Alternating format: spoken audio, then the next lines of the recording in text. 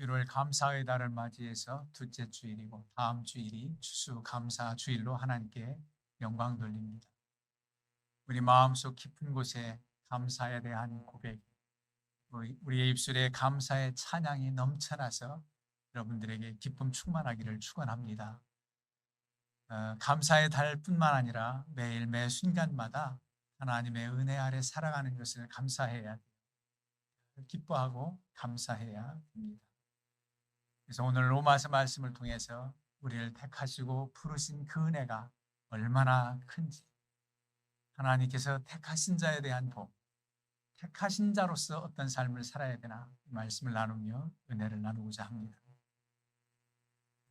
신약 성경의 중심은 로마서라 그러고 로마서에서 로마서 8장은 기독교 교리의 핵심장이라고, 기독교 교리의 핵심장. 이 8장 전체를 여러분들이 잘 묵상하고 읽어보고 상고하면 정말 하나님의 은혜가 얼마나 더 큰지를 알게 됩니다. 이제 예수 그리스도로 말미암아 생명의 성령의 법 아래 살게 되고 죄와 사망의 법은 지배받지 않는, 그것에 지배받지 않는 그런 은혜를 주셨고, 성령을 따라서 살아갈 수 있는 은혜를 주셨고, 그래서 성령의 인도함을 받은 사람은 하나님의 아들이라, 그런 말씀이 오늘 14절에 나오지. 8장 14절. 우리가 하나님의 자녀로 살아가 성령의 인도함을 받는다는 겁니다. 하나님을 아버지라고, 아빠라고 부른다. 그러면 아버지가 되시는 하나님의 기업, 영원한 기업을 상속으로 받는 후사 상속자가 되는 은혜도 있다는 겁니다. 하나님 아버지가 우리 아버지고 우리는 그의 아들이 되어서 상속자가 되는데 왜 또 어려움이 있다고 하느냐. 17절에 보면 자녀이면 또한 상속자 곧 하나님의 상속자요 그리스도와 함께한 상속자니 우리가 그와 함께 영광을 받기 위하여 고난도 함께 받아야 할 것이니라. 하나님의 자녀가 하나님의 영원한 기업 상속으로 받지만 이 땅에서 때로는 주님과 함께 고난도 받는다는 겁니다. 주님의 길, 주님 기뻐하신 일들을 행할 때에 고난도 따른다는 거예요. 그러나 현재의 고난은 장차 우리에게 나타날 영광과 좋게 비교할 수 없습니다. 현재 이 세상에서의 모든 고난은 하나님 나라를 상속으로 받는 여러분들에게 비교할 수 없다. 그 고난은 아무것도 아니다는 겁니다. 그래서 영원한 하나님의 나라를 우리가 기업으로 상속으로 받는다는 겁니다. 그러면서 이 땅 살아가는 동안에는 어떤 은혜가 있는가?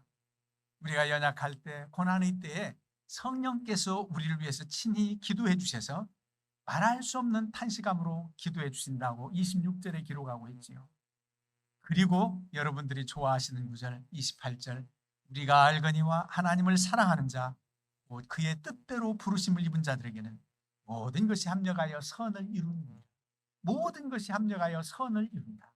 나의 실패한 것도 나의 약함도 이 모든 것이 결국 합력해서 선을 이루시고 하나님의 뜻을 이루고 복이 되게 하신다는 겁니다. 놀라운 은혜지요. 세상에서는 실패한 것은 실패한 것이고 좋은 것은 좋은 것이고 성공이면 성공이고 단순히 그렇게만 볼 겁니다. 그런데 하나님을 사랑하는 자들에게는, 하나님의 부르심 받고 택함 받은 자들에게는 모든 것이 합력하여 선을 이룬다.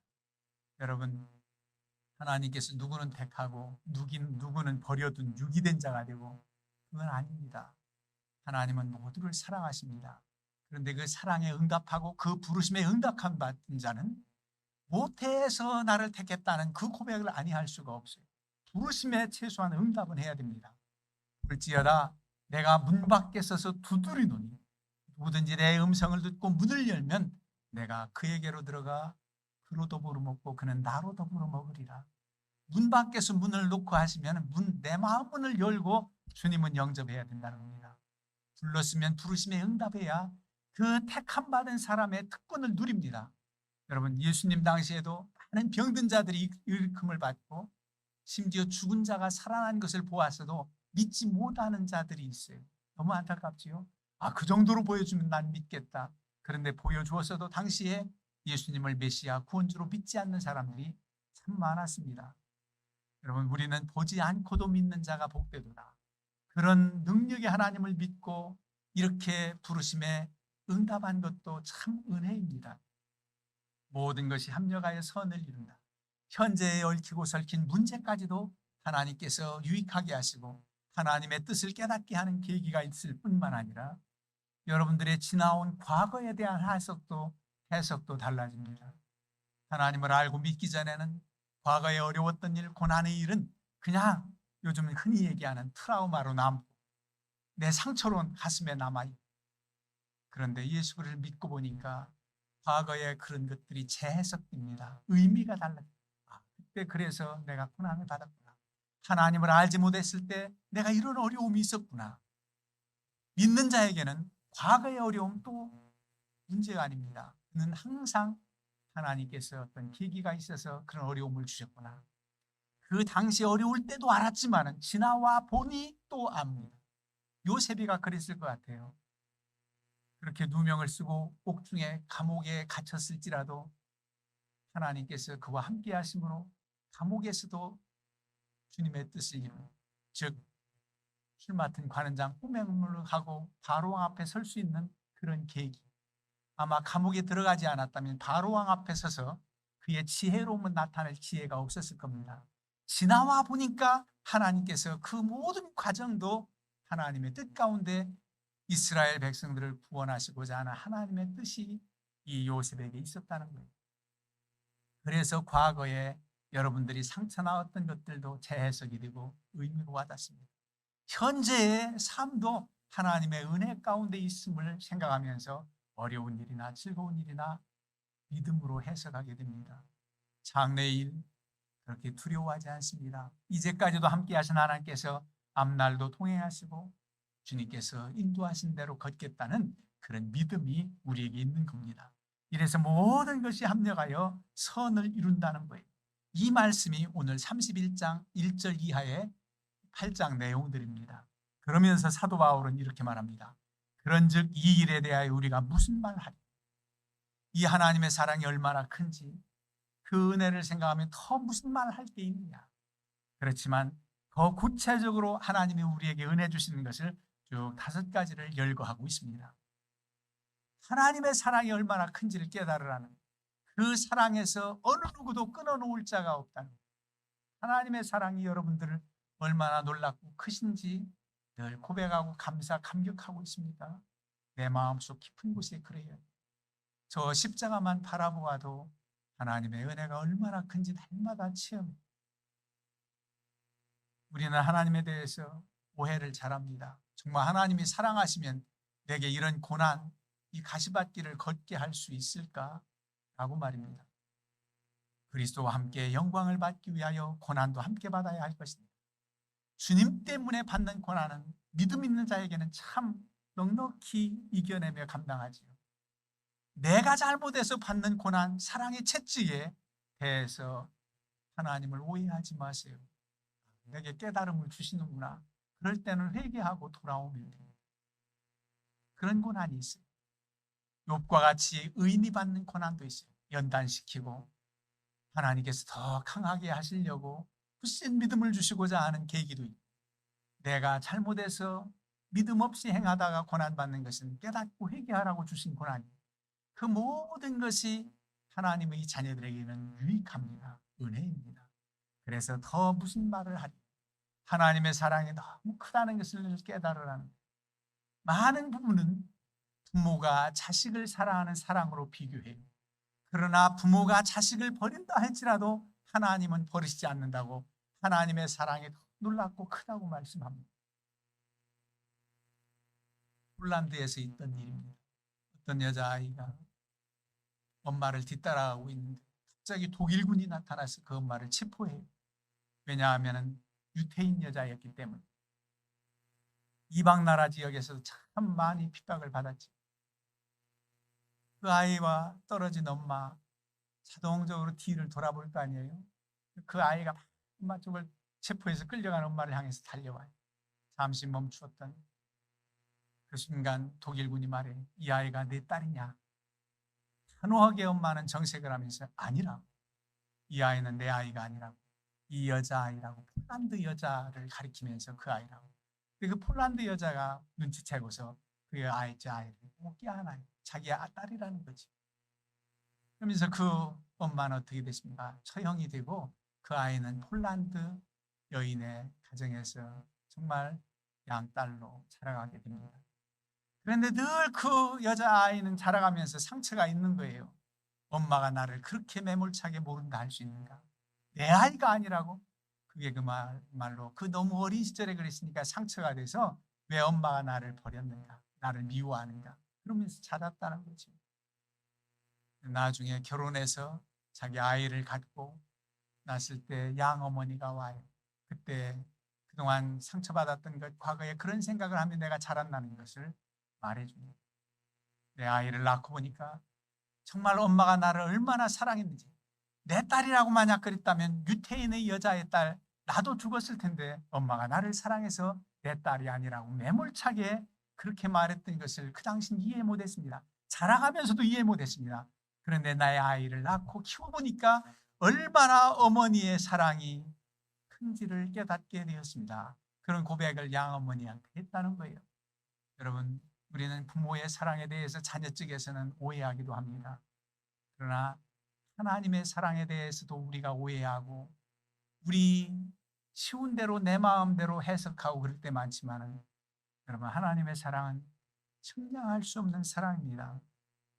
그래서 하나님은 누구는 사랑하고 누구는 사랑하지 않는 것은 아니에요. 그러면 하나님이 이렇게 우리를 사랑하시는데 더 무슨 말을 하리요 하면서도 몇 가지를 더 열거하면서 우리가 알기를 원하고 있습니다. 먼저 하나님이 우리를 위하시면 누가 우리를 대적하리요? 우리의 대적자가 없다는 겁니다. 능력이 하나님의 자녀를 누가 건드립니까? 대적할 자가 없다. 심지어 사망 권세도 하나님의 자녀를 어찌할 수가 없습니다.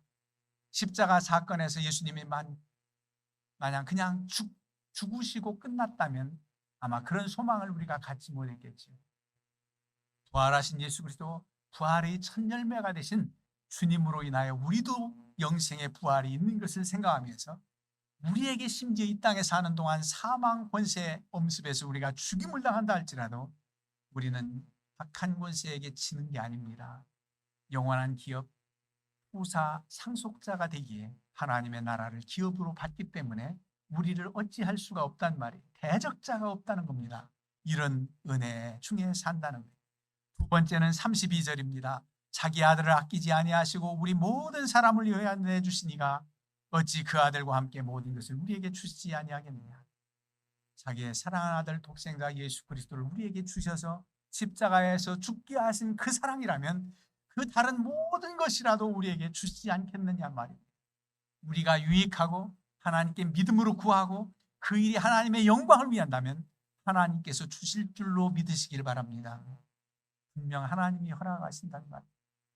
왜? 하나님을 영화롭게 합니다. 내 욕심으로 내 탐심으로 구하고 그것이 내게 도리어 나쁘게 되고 오히려 영예와 존영이 수치를 당하게 되는 자리라면 하나님은 우리의 그런 기도 응답하지 않으시는 게 좋습니다. 안 할 겁니다. 저 주님께서 이 땅에 오셔서 우리를 위해서 죽으신 십자가만 바라보아도 얼마나 큰 은혜가 있는지 깨달아요. 왜 교회마다 종탑 위에 십자가를 씌우고 왜 강단마다 십자가를 씌웁니까? 저게 무슨 효험이 있습니까? 그야말로 상징입니다. 주님이 저 십자가에 달려 죽으신 그 상징이 무언가? 나를 위해 죽으신 주님 바라보면서 우리 주님의 달리심을 나를 위해서 흘리시는 피를 기억하라는 말. 그 은혜를 기억하라는 말. 이번에 이진선 간사님이 십자가라고 하는 자작곡을 지어서 이제 멜론 유튜브에 올렸는데 은혜스러웠어요. 십자가 나를 구원하신 그 사랑, 그 놀라운 은혜가 저 십자가를 바라보면서 여러 가지 의미가 와닿아요.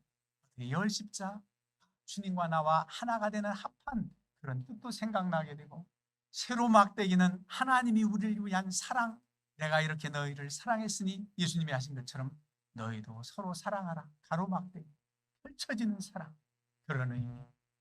하나님께서 우리에게 은혜를 주시고 복을 주시는데 저 십자가가 날마다 더해지는 플러스로 연상돼서 우리의 필요를 채워주시고 이것도 있게 하시고 저것도 있게 하시는 넘치는 하나님의 복의 은혜, 풍성한 은혜를 또 생각나게 하는 저 십자가. 그 은혜를 우리는 기억할 때 낙심할 수가 없습니다. 하나님께서 우리에게 모든 것을 주셨단 말이에요. 그리고 세 번째는 우리를 하나님께서 의롭다 인쳐주셨단 말입니다. 그래서 어느 누구도 우리를 정죄할 자가 없다는 거예요. 하나님이 용서해 주셨는데 죄인이지요. 너 죄값을 받아라. 물론 세상에서 죄를 지면 죄의 값을 치러야 됩니다. 그게 의롭고 마땅합니다. 그런데 하나님께서 우리를 믿지 않는 가장 큰 죄, 불신의 죄에서 우리를 용서해 주시고 구원해 주신 그 하나님의 은혜를 기억하면 너무 감사하죠. 너 죄졌잖아. 너 죄인이잖아. 어느 누구도 정죄할 수가 없다는 겁니다. 하나님이 용서해 주셨습니다. 그야말로 용서받은 죄인, 그리고 하나님이 인쳐주셔서 의롭다 인쳐주셨다는 겁니다. 의인이란. 감히 어떻게 우리가 의인이에요? 그냥 의로 인쳐주셨다는 의인이지 의로워서 의인이 아닙니다. 이게 바로 하나님의 은혜입니다. 누구도 정죄할 자가 없다. 여러분 양심이 고발합니까? 하나님께서 우리의 모든 죄를 사해 주셨다는 것에서 우리는 참으로 회개가 있었고 참 회개 뒤에 하나님의 용서의 은혜를 체험하면서 기쁘고 정죄하지 않습니다. 주 안에서 자유함을 얻습니다. 그리고 이제는 십자가를 지신 주님이 내 안에 사시는 삶처럼 내가 살고 주님 따라서 살아가는 그런 길을 걷는 것이 하나님의 자녀, 택하심을 받은 우리 자녀들의 길입니다. 그리고 네 번째는 하나님께서, 우리 주님께서 우리를 위해서 날마다 기도하신다는 거예요. 여러분 26절에도 성령이 우리를 위해서 말할 수 없는 탄식함으로 친히 간구하신다, 그렇게 기록하고 있습니다. 우리가 무엇라 마땅히 기도할 바를 알지 못할 때도, 너무 힘들고 어려울 때 기도가 절절히 나옵니까? 그저 주여 주여만 나오지요. 내가 무엇부터 구해야 될지 몰라요. 당황스러운 일을 당했을 때 무엇부터 해야 될지 생각이 안 나요. 그런 순간을 여러분 멘붕이 왔다. 멘붕이라고 아무것도 생각 안 해요. 며칠 전에 우리 사택 정수기 물이 막 터져서 샌다는 거예요. 전화가 와서 빨리 일단 어떻게든지 틀어 막으라고. 그 근원을 알아야 장잖아요. 근원을 알아요. 내가 그럼 뭐라고 빨리 얘기를 하잖아. 뭐 대충 그걸 막아서 될 일이 아니니까 다시 전화해가지고 그 상수도 원선 현관에 있을 거라고 잠그라고. 갔더니 잠갔더라고요. 잘 생각이 안 나. 무엇부터 해야 될지 몰라요. 빨리 처음 전화 왔을 때 빨리 수도꼭지 거기를 잠그라고 했으면 될 텐데 어떻게 뭐 급해가지고 틀어 막든지 어떻게 해서든 기다리라고. 여러분 무슨 생각이 안 나. 하나님 앞에 어떻게 기도해야 될지 몰라요. 그래도 하나님께서 아시고 성령이 우리를 위해서 얼마나 안타깝게 구해 주시는지, 간구해 주시느니라. 그리고 오늘 본문 34절에도 하나님 우편에 계신 자여 우리를 위하여 간구하시는 자신이라. 여러분 사도신경에도 예수님에 대한 고백하지. 하나님 우편에 앉아 계시다가 저리로서 산자와 중자를 심판하러 오시리라. 하나님 우편에 앉아 계셔서 가만히 하나님 우리 주님이 다시 오실 날만 기다리는 게 아니라 지금도 우리를 위해서 친히 기도해 주신다는 거예요. 중보기도 너무너무 고맙지요. 우리 수험생들, 젊은이들, 우리의 후대들을 위해서 여러분들의 기도가 참 귀합니다. 그런데 성령께서 구해 주시도록 여러분들이 하나님께 간구할 때 우리의 자녀들을 위한 안타까움으로 성령께서, 주님께서 간구해 주신단 말이에요. 이런 은혜로 우리가 살아간다고 말씀합니다. 그리고 마지막으로 36절에 5절에 누가 우리를 그리스도의 사랑에서 끊으리요. 환난이나 곤고나 박해나 기근이나 적신이나 위험이나 칼이라. 사도 바울이 자신이 느꼈던 이런 고난도 다 열거하는 낱말들입니다. 우리 주님의 사랑에서 어느 그 무엇도 끊어놓을 수가 없다는 거예요. 어느 것도 우리 주님의 사랑에서 끊어놓을 자가 없다. 우리를 향한 사랑의 끈 어느 누구도 끊어놓을 자가 없다. 그 연결된 마치 모태와 탯줄이 연결된 것처럼 그 연결된 것 끊어놓을 자가 없다는 겁니다. 7가지가 나오지. 환난, 어려움 당하는 고난, 분고, 감옥에 갇힌 것이 연상입니다. 분고하지요. 박해받는 것, 예수님 전하다가 얼마나 박해를 받습니까? 돌에 맞아 죽을 뻔했던 일들 여러 가지가 있었지. 기근 먹지 못하고 헐벗습니다. 적신 붉은 몸뚱이라는 거지요. 제대로 변변히 입지도 못하는 것. 들어와 가보이 집에서 내 겉옷을 가져오라. 디모데에게 디모데후서 4장 6원장과 같은 그곳에 기록하고 있지요. 겉옷을 좀 가져와라. 변변히 입지도 못한 그런 고난, 위험, 여러 가지 위험이 있습니다. 바다의 위험, 동족의 위험, 이방인의 위험, 심지어 칼, 마지막에 칼로 받아서 죽음을 당할 수밖에 없는 이러한 것들이라도 주님의 사랑에서 끊어놓을 자가 없다는 겁니다. 그만큼 하나님의 사랑이 크다는 겁니다. 그 사랑을 망각하고 외면하고 그 사랑의 줄을 내 편에서 놓으면 안 돼요. 주님을 외면하고 떠나서는 안 돼요. 우리 주님이 얼마나 사랑하시는데 그 사랑 안에 있게 되면 현재의 고난도 넉넉히 이기는 힘을 주신다는 거예요. 그 고난이 지나고 보니까 너무너무 의미가 있었고, 내가 그것이 그 고난이 내 상처로 남고 트라우마로 남는 게 아니라 하나님의 은혜에 대한 기억으로 승화되는 역사가 있기를 믿으시기 바랍니다. 그게 바로 상처로 남지 않아요. 그때가 가장 큰 은혜 받은 때예요. 그때 주님이 나를 제일 사랑했던 때예요. 그렇게 기억이 될 것입니다. 그렇다면 과거도 현재도 하나님의 은혜 아래 있다면 장차 우리에게 나타날 그 어떤 고난이 있다 할지라도 문제가 되지 않습니다. 담대합니다. 그리고 이제까지 베풀어 주신 은혜를 생각하면 주님의 은혜를 망각할 수가 없습니다. 하나님의 은혜가 얼마나 큰지 다윗은 날마다 읊조리고 선포하고 찬양으로 영광 돌리겠다고 말합니다. 얼마나 많은 형통함을 주셨습니까? 시편 105편 5절에도 내가 주의 택하신 자가 형통함을 보고 주의 나라의 기쁨을 나누어 가지게 하사 주의 유산을 자랑하게 하소서. 자랑할 일들이 더 많습니다. 하나님의 은혜에 대한 감격이 더 많습니다. 좀 어려움 당하는 것, 좀 고통스러운 것 문제가 되지 않습니다. 조롱하세요. 믿음으로 조소하세요. 하나님께서 넉넉히 이기게 하십니다. 하나님 나라를 유업으로 상속자로 만든 우리가 무엇을 두려워하고 염려하겠습니까? 이 믿음으로 늘 승리하시기를 주의 이름으로 축원합니다.